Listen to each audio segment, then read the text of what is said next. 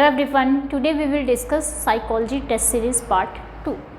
So our first question is, which type of knowledge is very personal and difficult to formalize? तो यहाँ पे बोला गया है कि ऐसी कौन सी नॉलेज है, नॉलेज का ऐसा कौन सा टाइप है जिसमें क्या बोला गया है कि वो बहुत पर्सनल है एंड डिफ़िकल्ट टू फॉर्मलाइज, मतलब किसी को हम इजीली उसको दे नहीं सकते हैं.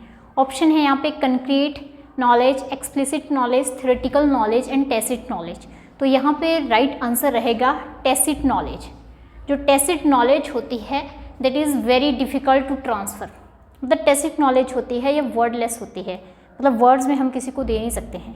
जैसे मैंने क्लास में भी बताया था, नॉलेज वाले जो टाइप्स वाला एक लेक्चर है वो आप देख सकते हो अगर नहीं देखा है, कि जो टैसिट नॉलेज है वो इजीली हम ट्रांसफ़र नहीं कर सकते हैं.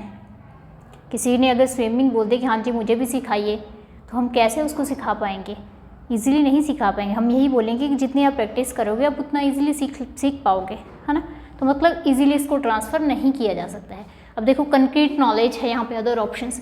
कंक्रीट नॉलेज होती है जिसको हम इजीली किसी को दे सकते हैं, जो हमारी आंखों देखी है, कंक्रीट लेवल पे है, ठीक है. एक्सप्लिसिट नॉलेज एक होती है, थ्योरेटिकल नॉलेज. एक्सप्लिसिट होगी जो हमें जैसे बुक्स में हो गया ज्ञान, ठीक है. थ्योरेटिकल मतलब आप प्रैक्टिकली वे में उस चीज़ को कर पा रहे हैं, ठीक है. और थ्योरेटिकल पोर्शन पे तो वो भी हम इजीली किसी को दे सकते हैं, ठीक है. तो यहाँ पे राइट आंसर जो रहा that is tacit knowledge. Tacit knowledge easily किसी को दी नहीं जाती है. Next question is the main agency of informal education is.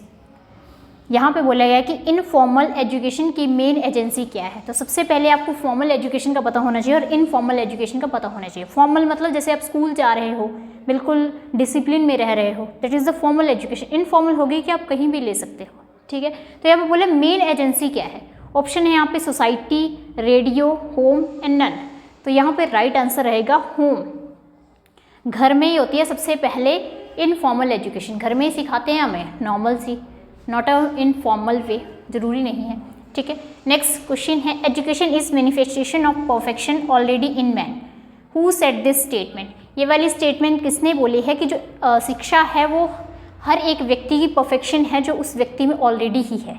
ऐसा नहीं कि हम बाहर से कोई ज्ञान ले रहे हैं तभी हमें परफेक्शन आ रही है. मतलब एक बोलते थे ऐसे, किसने ये स्टेटमेंट दी थी कि हाँ जी एजुकेशन जो है वो पर्सन में पहले से ही है.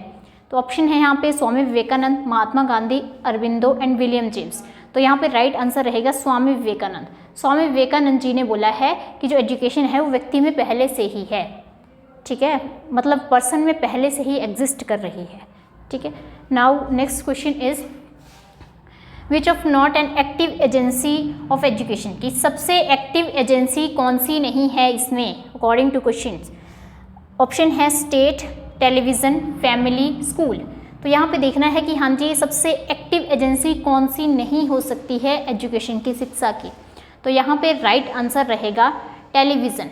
Television is not an active agency of education. अब देखो फैमिली तो एक्टिव होगी ही नहीं, ठीक है. स्कूल भी नहीं आएगा, ठीक है. स्टेट भी नहीं आएगा. तो यहाँ पे टेलीविज़न को हम एक्टिव नहीं बोल सकते हैं क्योंकि टेलीविज़न में ज़रूरी नहीं कोई यूज़फुल ही इन्फॉर्मेशन हो, ठीक है. ओके, यूजलेस भी हो सकती है. Next, which is main source of educational progress. Education की प्रोग्रेस का मेन जो सोर्स है वो कौन सा है अकॉर्डिंग टू ऑप्शंस. तो ऑप्शन है यहाँ पे educational practice, educational theory, educational philosophy, educational history. तो देखो यहाँ पे राइट आंसर रहेगा एजुकेशनल फिलॉसफी की जो शैक्षिक दर्शन है वही मेन है. क्यों? क्योंकि फिलॉसफी अपने अपने व्यूज़, अपने अपने थॉट्स देते रहते हैं अलग अलग फिलॉसफर. तो वही आ गई कि मेन सोर्स ऑफ एजुकेशन में प्रोग्रेस कैसे हो सकती है, बाय एजुकेशनल फिलॉसफी की वजह से, ठीक है. Now our next question is education falls under the. कि जो हमारी शिक्षा है वो किस में आती है. ऑप्शन है concurrent list, state list, union list and fundamental rights.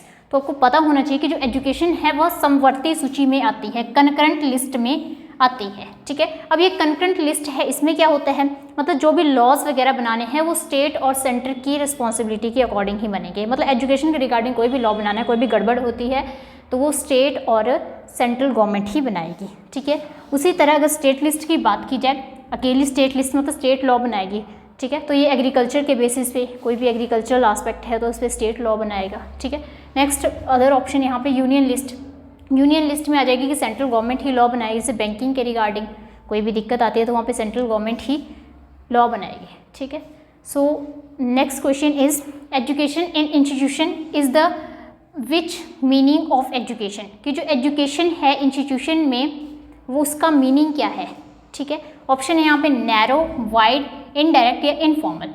तो आपको पता होना चाहिए कि जो इंस्टीट्यूशन की बात है यहाँ पे किसी स्पेसिफिक इंस्टीट्यूशन के बारे में बोला गया कि हाँ जी एजुकेशन किसी इंस्टीट्यूशन में क्या है, this is the narrow meaning, not a wide meaning. Wide नहीं है, वाइड आएगी अगर हम नॉर्मली बोलते हैं कि एजुकेशन है क्या, एजुकेशन इज द मीनिंग, मतलब what is the meaning of education, wide range है। बट यहाँ पे स्पेसिफिक इंस्टीट्यूशन की बात की गई है तो हमने ध्यान रखना है कि जो एजुकेशन है दैट इज नैरो मीनिंग, ठीक है।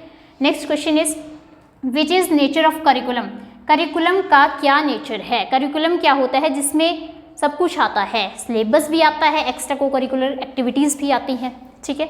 तो देखो ऑप्शन है यहाँ पे क्रिटिकल, क्रिएटिव, कंजर्वेटिव, ऑल। तो यहाँ पे राइट आंसर रहेगा ऑल, कि जो करिकुलम है क्रिटिकल भी होगा, वह क्रिएटिव नेचर का भी होगा, कंजर्वेटिव, मतलब सब कुछ ही आ जाएगा इसमें। नेक्स्ट क्वेश्चन है according to famous philosophers teaching is, famous philosophers क्या बोलते हैं कि जो टीचिंग है वो क्या है। ऑप्शन है यहाँ पे आर्ट, साइंस, टेक्निक और प्रोसेस। तो यहाँ पे आपने ध्यान रखना है कि जो फिलोसफर, बहुत सारे फिलोसफर बोल रहे हैं कि टीचिंग है क्या। अगर आपने इसको टीच करना है तो टीचिंग क्या एक तरह का आर्ट हो सकता है, साइंस हो सकती है, टेक्निक हो सकती है, या प्रोसेस हो सकती है। तो यहाँ पे राइट आंसर रहेगा teaching is an art. Teaching एक कला है, ठीक है, तभी आप अच्छे से किसी को टीच कर पाओगे, अच्छे से किसी को समझा पाओगे, क्योंकि टीचिंग में भी बच्चे अलग अलग लेवल के होते हैं, कोई स्लो लेवल का है, कोई बड़े फास्ट लेवल का है, तो सभी के पॉइंट ऑफ व्यू से पढ़ाना है, तो फिर उसके लिए भी टीचिंग क्या होनी चाहिए, एक कला है, ठीक है। Now our last question is who emphasise that education should be social process, ऐसा किसने बोला है कि जो एजुकेशन है वो एक तरह की सामाजिक प्रोसेस है। ऑप्शन है यहाँ पे रसाऊ, मारिया, विवेकानंद, जॉन डीवे। तो राइट आंसर रहेगा यहाँ पे जॉन डीवे। जॉन डीवे जी ने बोला है that education should B social process. So thanks for watching the video.